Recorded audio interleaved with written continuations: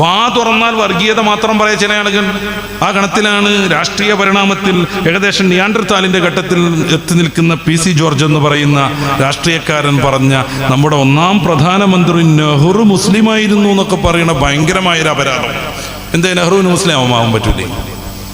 നെഹ്റുവിന് മുസ്ലിമാകാൻ പറ്റൂലേ? നെഹ്റു മുസ്ലിം ആയിരുന്നു, അതുകൊണ്ടാണ് ഈ പ്രശ്നങ്ങളൊക്കെ എന്ന് പറയുമ്പോൾ മുസ്ലിമാണോ പ്രശ്നങ്ങളായിരിക്കും ഫലം എന്നൊരു സമവാക്യല്ലേ അദ്ദേഹം പഠിപ്പിച്ചുകൊണ്ടിരിക്കുന്നത്. ഇന്ത്യയുടെ ഒന്നാമത്തെ വിദ്യാഭ്യാസ മന്ത്രി അബുൽ കലാം ആസാദ് മുസ്ലിം ആയിരുന്നില്ലേ? അദ്ദേഹമല്ലേ ഇന്ത്യയിലെ ഈ സാർവത്രികമായ വിദ്യാഭ്യാസത്തിന് ശക്തമായ അടിത്തറ പാകിയയാൾ? അദ്ദേഹത്തിന്റെ ശ്രമഫലമായിട്ടല്ലേ എന്താണ് വിദ്യാഭ്യാസം എന്ന് കേൾക്കാത്ത നാടുകളിൽ സ്കൂളുകൾ ഉയർന്നു വന്നത്?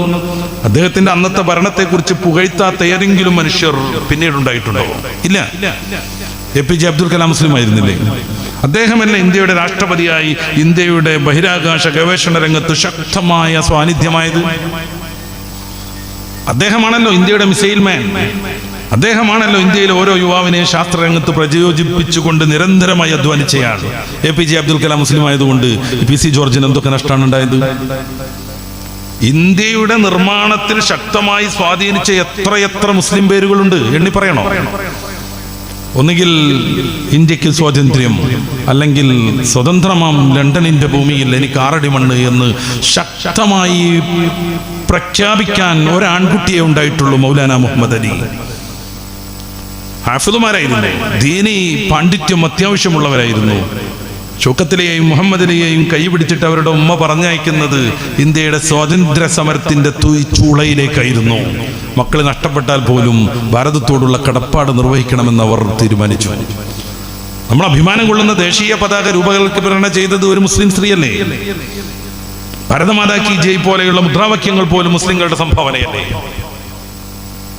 ഭാരതത്തെ ഇത്രമേൽ പ്രണയിച്ച ഒരു സമൂഹത്തെ ഒറ്റപ്പെടുത്തണമെന്ന് തീരുമാനിക്കുന്നു. നെഹ്റു മുസ്ലിം ആയിരുന്നു അത്രേ. PC എന്നൊക്കെ പറഞ്ഞാൽ പബ്ലിക് ക്ലോസറ്റ് എന്നാണോ എന്ന് നമ്മൾ ചിലപ്പോൾ ആലോചിക്കേണ്ടി വരും. കാരണം എന്താണെന്ന് വെച്ചാൽ അതിന്ന് വരുന്നത് ദുർഗന്ധം മാത്രമാണ്. ഇദ്ദേഹത്തിന്റെ രാഷ്ട്രീയ പരിണാമങ്ങളെ കുറിച്ച് നമ്മളൊന്ന് ആലോചിക്കണ്ടേ?